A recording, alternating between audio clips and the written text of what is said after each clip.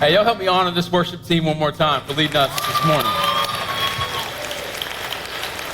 I shared with the earlier service, these are not paid professionals. These are college students and builders and nurses and linemen for Dominion Energy. And I just think about the fact that they've discovered this is their purpose. And they're making a difference in the life of our church by leading us in worship week in and week out. So I just thank God for them, and I thank God for what we get to experience together. Amen?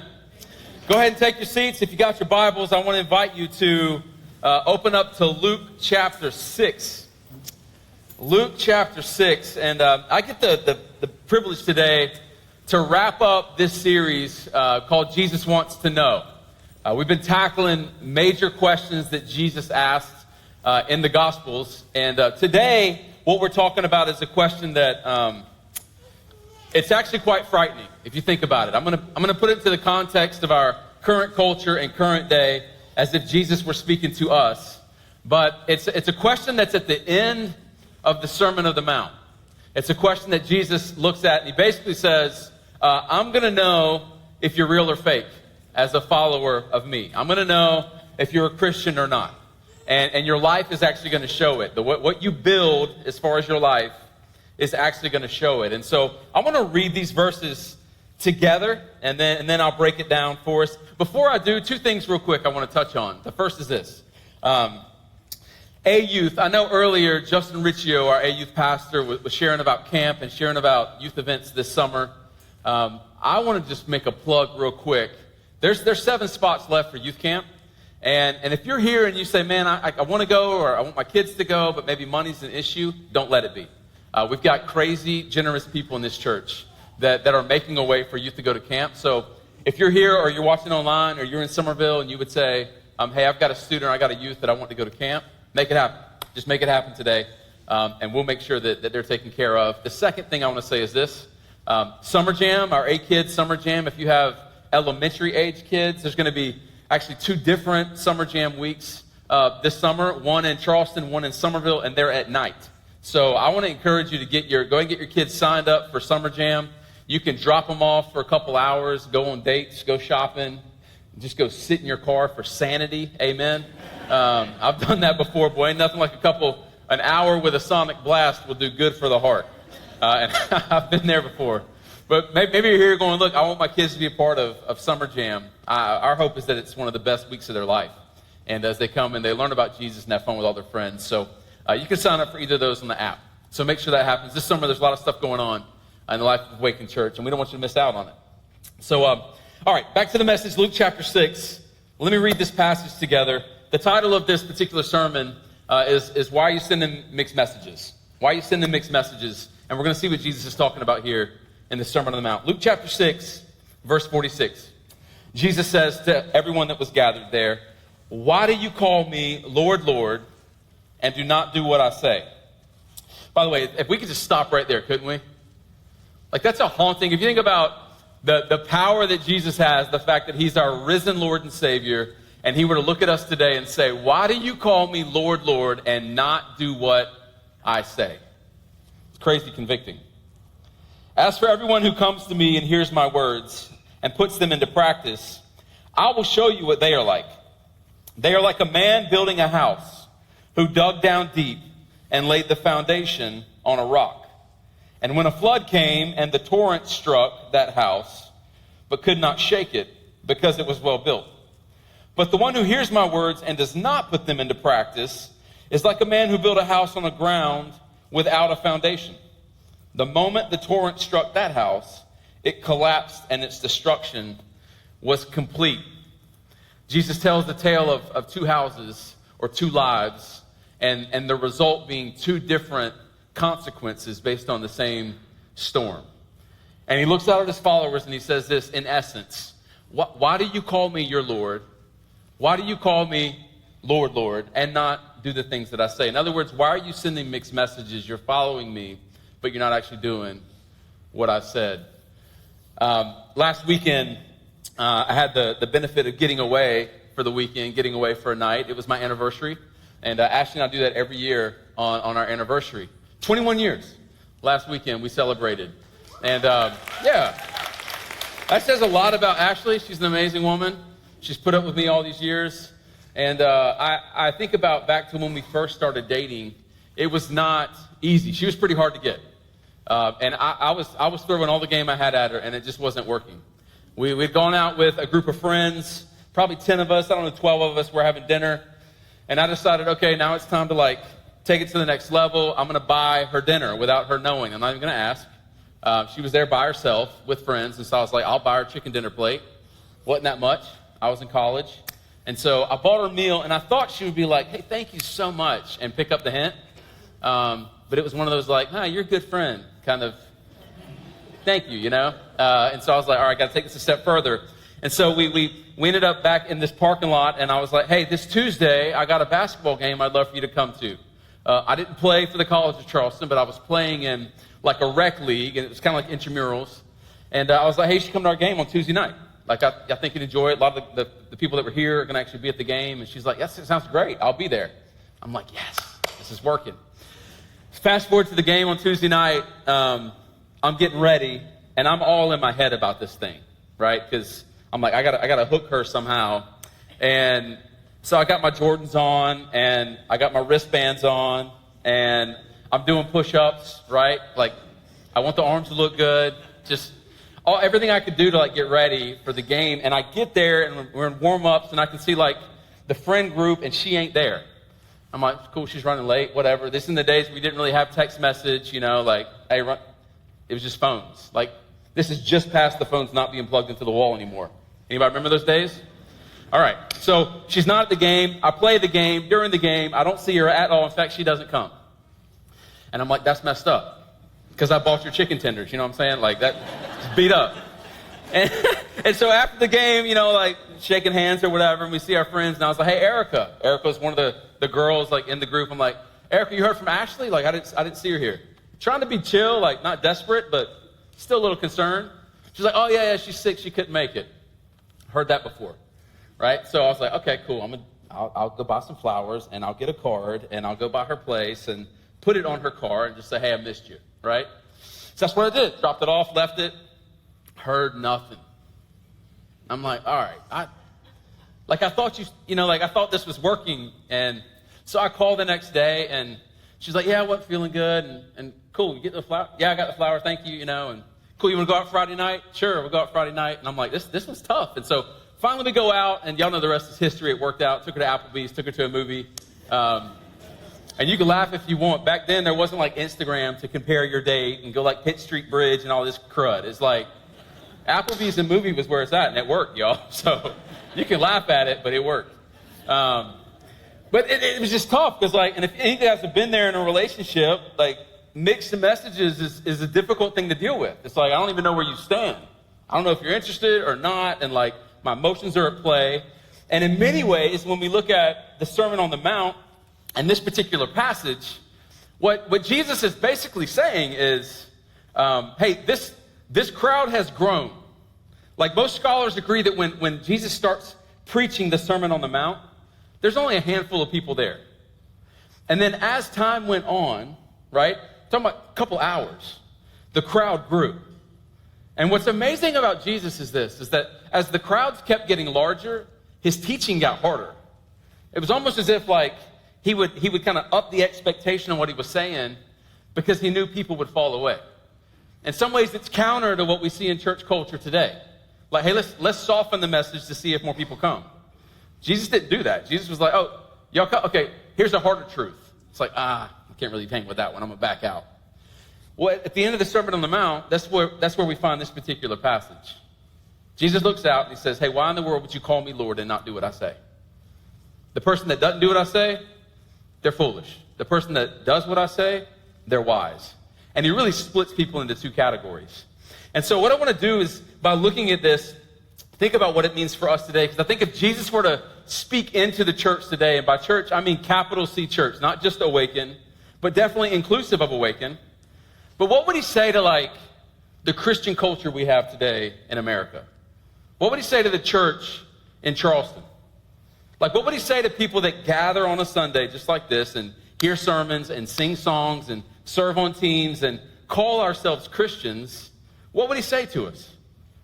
And I think what he would say, if I had to just summarize it, is he would say this: why would you call me Lord and Savior, yet not do what I say? It's the same question. It's the same question. And ultimately, what he tells us here is that every single one of us, and this is really the first point I have, is that all of us have a house to build. In this story, he talks about two builders, both of them building a house. And when he talks about house in this passage, he's talking about lives. See, we all, every single one of us has a house to build and has a life to build. And what's interesting in this story is that you have two guys who build the same house in the same place that gets hit by the same storm, but there's two different outcomes when the storm hits. And the outcome of the storm is based on the foundations of the house. See, you and I both know that there's two parts, well, really three parts to a house.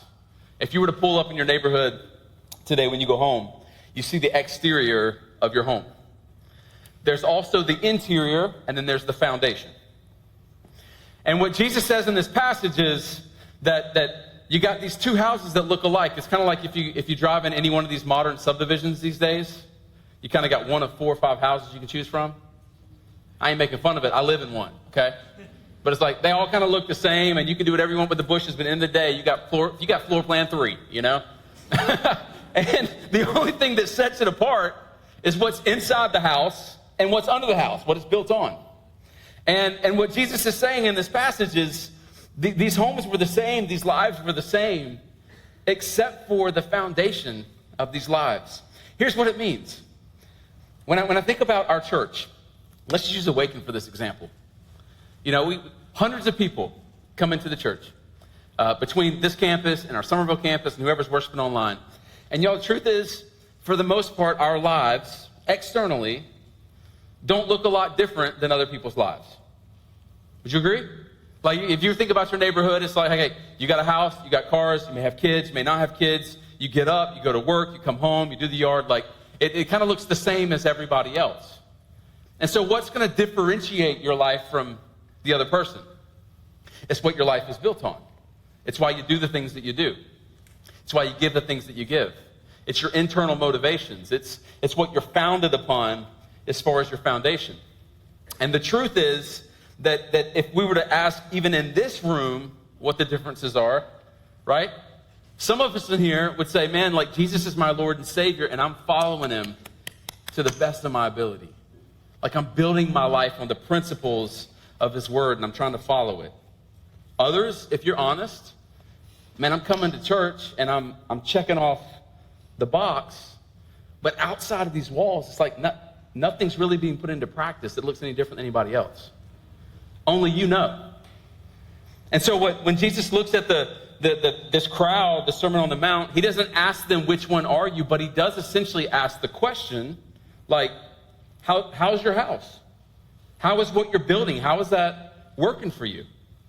And I think that's the question we really have to wrestle with this morning, every single one of us, because we're all building a house. Whether we're teenagers this morning or young adults this morning, married or retired, it's like we all have this like house, this life that we're building. And I think if Jesus were to ask a question of us this morning, it'd be this: how's your house?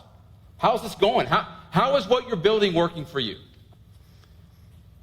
And the truth is, there's really two builders in the story, and there's two ways to build. And if Jesus could give us some advice this morning, I think there's two pieces of advice. The first would be this: don't be a fool. Matter of fact, why don't you look at your neighbor real quick? Because they're building a house just like you. And tell them, don't be a fool. Just look at them right now and say, don't be a fool. Don't be a fool. And if you're married and you said that this weekend, that was not in the context of a sermon. So that's on you. But the truth is, like, y'all, we live in a world that is a culture that is so obsessed with appearances. Would you agree with me? Obsessed with, like, man, what people see on the outside. And obsessed with, like, our perceptions and what we're giving off to people. And while we might think, man, that's a new phenomenon, like that's 21st century, it's not true. Like, the people that are sitting there under Jesus' teachings, they did the same thing. And so what Jesus is asking here is like, look, there's a wise builder and there's a foolish builder, and the foolish builder exemplifies certain characteristics that the wise person doesn't. Like what? Well, let me give you a few. First, I would say the foolish person doesn't have any patience in their life. For instance, if you were to think about what it takes to build a solid foundation, I want you to go physically, let's go to an actual job site. Let's go to a piece of property where a house is getting built. And you're going to like dig the foundation down into bedrock to then build this house on top of the soil that people will see. The foolish person, according to this story, doesn't care about the foundation. Like the foolish builder just says, look, I got my piece of property. Let's put the house up as fast as possible because I just want to live in it. I want people to see it. I don't really care about the foundation of what's under the ground. Did you know the time it takes to build a foundation? It takes a while. In fact, a buddy of mine, he built a house on Johns Island. And he had this like party whenever he got the property. It's on a little dock. And he's like, hey, come over. Let's do a cookout. We'll play on the dock. Kids can play in the creek. And I was like, cool, let's go. And we go over there. Now, it actually was kind of weird. It's like, oh, cool, man. That cool piece of dirt, you know? Dock's cool. Ain't nothing there yet. You know? And he had the little markers where the house was going to be. But the truth is, especially here in Charleston, if you're going to build a house in Charleston, you got to go through a lot of soil prep work before you put that thing up. Because the soil is really sandy here. So you got to bring in other types of dirt. You got to pack it in. You got to let it settle. Then eventually you got to dig down. Like that's why if you go down to the coast, you see all these houses that are on stilts, right? Like you got to dig into bedrock and set the foundation so you can then put the house on top of it. And if you don't, you're going to have problems. It takes time to do that. It takes money to do that. And the impatient person is a foolish person because they won't do that. Spiritually speaking, let me draw the equation for you. Spiritually speaking, if you expect to be a believer that has a solid foundation, you gotta trust the Lord for a while. Like it may take some time to work through some stuff, if that makes sense. In other words, like you might come to church and hear a song and give your life to Jesus and get baptized and think, man, now everything's going to get better. And that may not be the case. Like while you're saved and forgiven, you might have to work through some stuff. Like that addiction that's been a stronghold for a number of years in your life, you just think immediately it's going to go away? It can. That's the power of the Jesus that we serve. But it may take a while of working through that. It may take a while, and you may have to give grace to yourself and forgiveness to yourself, or you may have some relationships that are messed up from when you weren't following the Lord. The person that wants to build a solid foundation is going to go through the hard work of like working through forgiveness and working through reconciliation with those people and those relationships. It's not going to happen instantaneously. It may take time.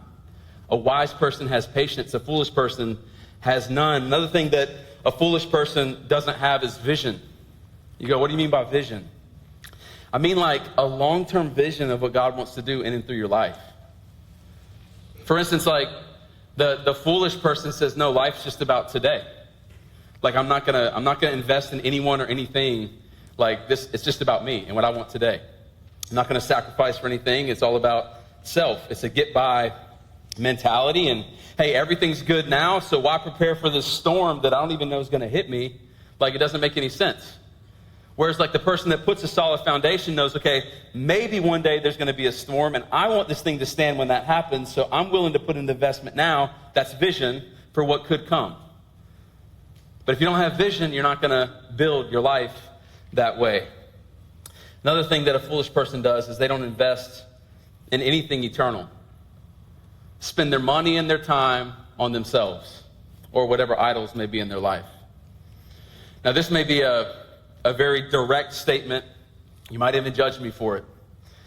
But I think the fruit of a true follower of Jesus can really be seen in two places. And that's a calendar and a checkbook. Because where we spend our time and where we spend our money identifies what we worship. Well, what do you mean by that, Pastor? Well, this is what I mean. If the bulk of your time and the bulk of your money is going into hobbies or going into sports or going into vacations, or going into clothes, or name it. Whatever it's going into, that is the thing that you elevate, and that is the thing that you worship, whether you call it a God or not. That's a hard truth. But you go, what does it look like to invest in something eternal? Let me give you an example. And today you're going to have an opportunity. If there's any envelopes left, this is what we decided to do. So our A youth, for instance, our A youth this summer, they got a lot of stuff planned. They got camp planned, and like everything else in the world, the cost of the camp and the cost of all these events through the roof. And so we decided, we could stick them at Chick-fil-A and do a car wash and see if they could get donations. But I thought, you know what? What if we just asked the church body, the church family, to invest in something eternal? What do you mean by that? I mean that at the end of the service today, there's going to be 2 youth that get baptized because they gave their lives to Jesus. And for the vast majority of our youth, they are starting legacies of Christianity in their family. They're changing generational legacy by giving lives to Jesus. And so when I think about, man, what does it look like for us to invest in something eternal, invest in something other than ourselves? How can we be a part of helping the next generation hear the gospel and follow Jesus? And so what we're going to do at the end of service, we did it at the end of the earlier service, there's envelopes hanging in the foyer when you walk outside of service. And here's the ask. Grab one and give whatever it tells you to give in that envelope. Well, wait a minute. What if it asks me for $100? Give $100. There's a limit, I think, is $150. But they start at like $25. And what you're going to see is those envelopes, they're decorated. They used like put thank you on there and stuff. And inside it's going to say 25 or 50 or 100 or 150. And what we're asking you to do when you leave service day, grab an envelope and give whatever it says in there. If you're a college student and yours said 150, that's going to be tough. Give what you can, or make a friend, phone a friend. Hey, call your parents. In all seriousness, if you grab one, you're like, that's too much. Give what you can. But the principle is this. The principle is this. And it's a lifetime activity.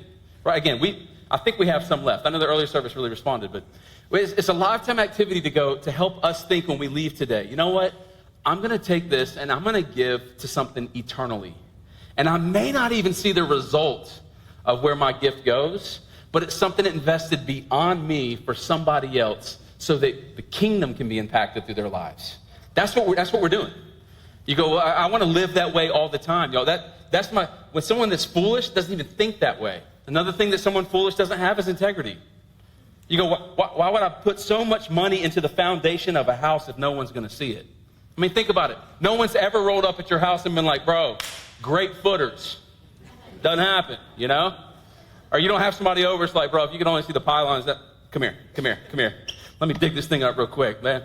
You don't do that, right? It's unseen.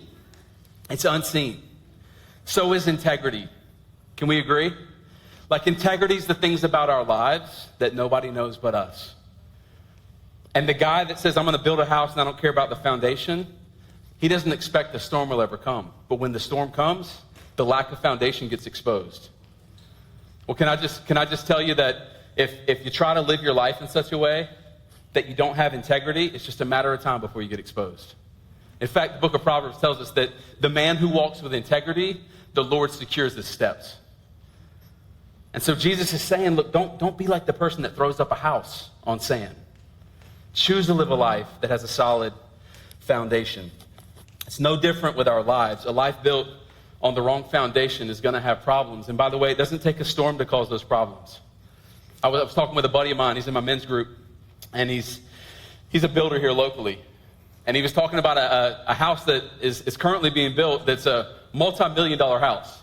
Nice property, but the owners, the guys that were building it, didn't want to go through the work to build the type of foundation that was advised. And I said, well, what's going to happen to that house, right? Like, I'm not talking about a Cat 5 hurricane. I'm not talking about a Hurricane Hugo coming in and wiping it out. But like, all things consistent, right? Like 20, 30 years from now, what's going to happen to that house? You say, well, here's what's going to happen. It's going to start to settle.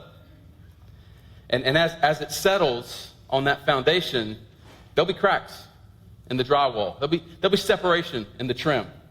It's going to take repairs along the way, right? I started thinking about that, and I'm like, man, the life that gets built on the things of this world, it may not get blown away by a storm. In fact, you may go through life and like not even have to do anything that's like crazy difficult. But I know this to be true. What happens is there's cracks and there's separation. And there's damage on the inside that you may not see on the outside. And there's anxiety of like, golly, man, what's going on with the drywall? I gotta patch that up, and I gotta match the paint, and man, now the trim separating, I gotta caulk that, right? Like, before you know it, you got stuff going on in life, and it's like, man, this is just annoying, and you're paranoid, and it's not working out, and things don't feel right. That's a life that spiritually is not built on the gospel. You're just paranoid. You have this anxiety, right? Like, say you're choosing to walk in sin. You have this anxiety, am I going to get found out? Or you got this shame or this regret, or your relationships.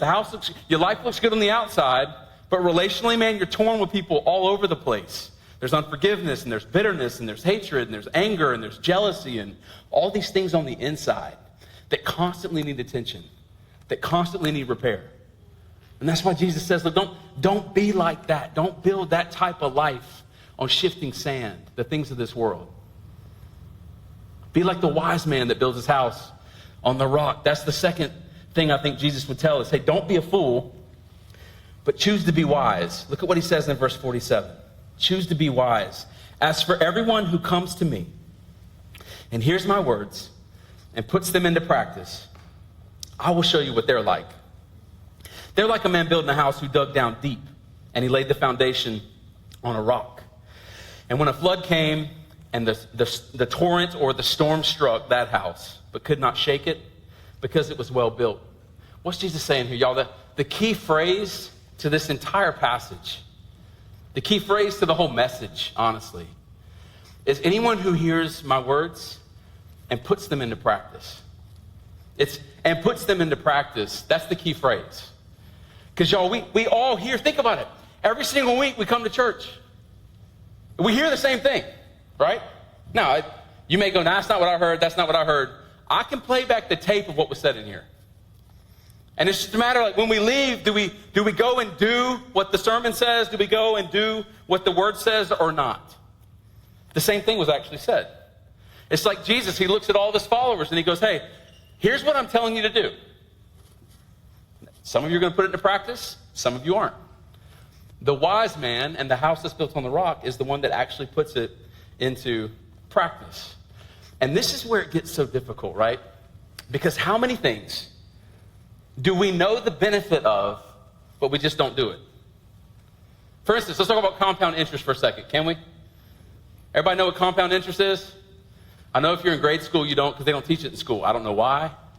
They'd rather teach you whatever, algebra, instead of taxes and insurance. But anyway, compound interest basically says the earlier you start saving money and investing, that money will compound over time. So it benefits you to start at a younger age to start setting money aside. I want you to think about a 401k or think about an IRA, right? Like when you start putting money in it, it will compound in its interest. And so the same amount of money invested repetitively over time will build into an accumulated amount it's almost impossible for you to understand when you start. For instance, if you're 18 years old and you give $150 or $200 a month, and you just start setting that aside every month, by the time you're like 64 years old and you've given the same thing all the way up to 64, it's like 1.45 million saved.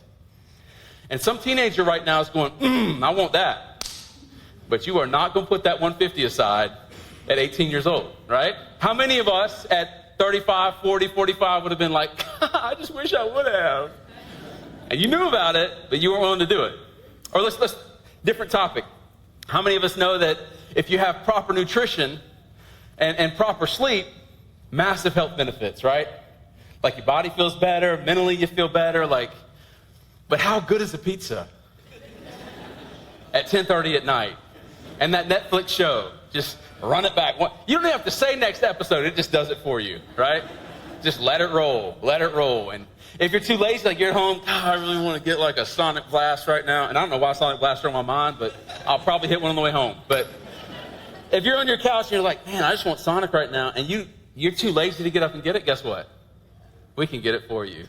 Just DoorDash it. That's the world we live in. Now, every single one of us knows, like, proper nutrition, proper sleep, proper exercise. We just don't do it. It's like we're just not going to do it. Or we know the dangers of, like, social media. You know, the comparison game of looking at Instagram or looking at TikTok. And we know the stats, like people who are on those apps more tend to be more anxious and more depressed and more isolated. We know these things to be true. But how hard is it just to put the phone down? We just won't do it. And then I think that's why I want to bring it back to what Jesus is saying here, is that it's not a matter of what we know or don't know. It's a matter of not doing what we do know. Like never before in the history of the world has there been more knowledge and information available about what Jesus wants us to do. Used to be there was like one guy in the community that could read, the pastor. And he would have a Bible. This is like way back in the day. And you'd have to like get up in the morning and walk with your family to church and go to the local church. And he would stand before the people. This is like when agricultural society, early days of America. He would stand before the people and open up the Bible. And he would teach what the Bible had to say. And then you would go home as parents and you would talk it over with your kids. And then eventually what happened is the church created Sunday school. Anybody know what Sunday school is? Throw your hand up. Come on, somebody. This is my traditional Baptist people up in here. I love it. Sunday school was created to teach kids how to read. It was a literacy program.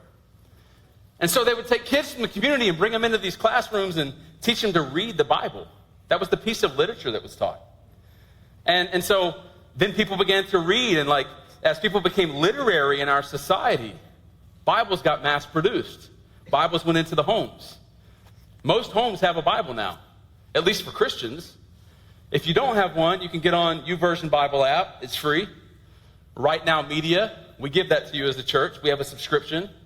If you didn't have that, you can get on YouTube or TikTok or Instagram or any church's website. Most church websites have the sermon of the week and then backlog sermons for as long as you want to go. There is no shortage of information around what Jesus wants us to do. And I want to submit to us, church, it's not a lack of information, it's a lack of application. Like if we would just do what we already know to do, it would solve half our problems, right? If we would just do like, okay, I need a good sermon this week. Had a hard week, I need a good word from the Lord. It's like, have you done the last word? Like, did you do the last thing he told you to do? Listen, I'm in this with you. I'm not an expert. I haven't figured this out. There's so many times I'm like, God, I need an extra dosage of peace today. And it's like, well, I need peace because I didn't make that relationship right. So if I would just do that, if I would do that word, I wouldn't need this. Because that's what I'm called to walk in. So like maybe I need to work through that conflict to have the peace that I'm actually praying for. Y'all follow me? Instead of just going, God, give me the peace, let me short circuit the process. Like, no, do what he said to do over here. Like, that's the world we live in and we walk in. And so what Jesus is saying is, look, if you want to be a house that's built on a solid foundation, don't just listen to what I'm saying. Actually put into practice what I'm saying. That's the difference of a life that's built on rock. You go, well, what does that look like? Here's what it looks like.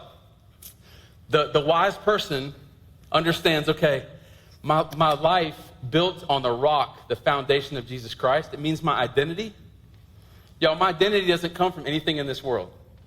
My value, my worth, and who I am is not shaped by anything in this world. It's shaped by the one who gave his life for me on the cross. And he now calls me his son and daughter. That's what my identity comes from. It's not shaped by a person. I love Ashley to death. We've been married 21 years, but my value and self-worth does not come from her. You follow me? She's not big enough to be my savior. And I can't be that for her. My identity doesn't come from political ideology. Hello. Some of y'all this past week, tailspin, because Trump got convicted. And some of y'all over here going, that's what he got. He deserved it. And we live in a world that's like, where our identity is being shaped by what color we vote. Are we crazy? Jesus walked into a world where the same political ideologies took place. And he goes, look, don't give your allegiance to that. Give your allegiance to me. Let me shape your identity as my follower, right? This month is LGBTQ month, the month of June.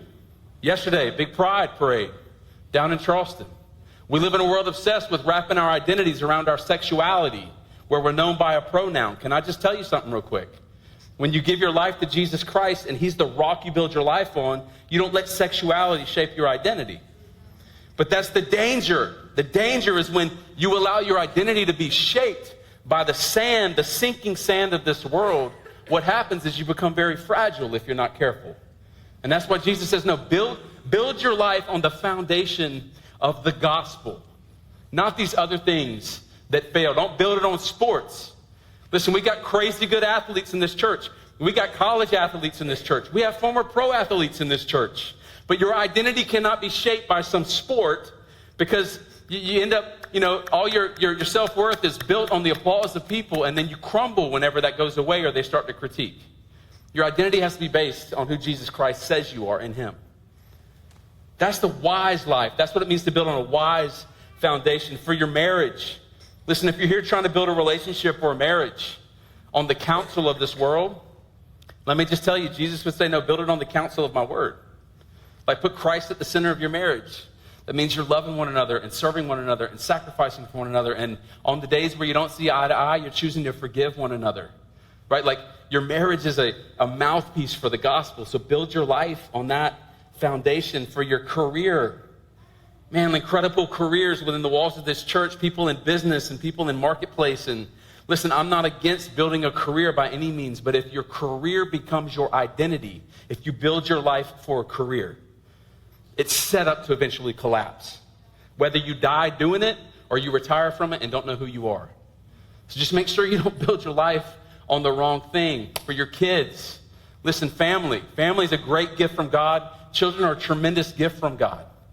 But children aren't given to us to put them on a pedestal and bow down to everything they want to do and make them the idol. We end up worshiping our kids. Kids are given to us as a blessing from God to be mobilized for mission, right? Like, yes, disciple them, but also use your family to meet other people that are desperately in need of Jesus. And so my encouragement to us is this today, as you think about what this means for you. Go back to the question at the very beginning. How's your house? Like, how's it holding up? How's your life, is what Jesus said. How's your life holding up?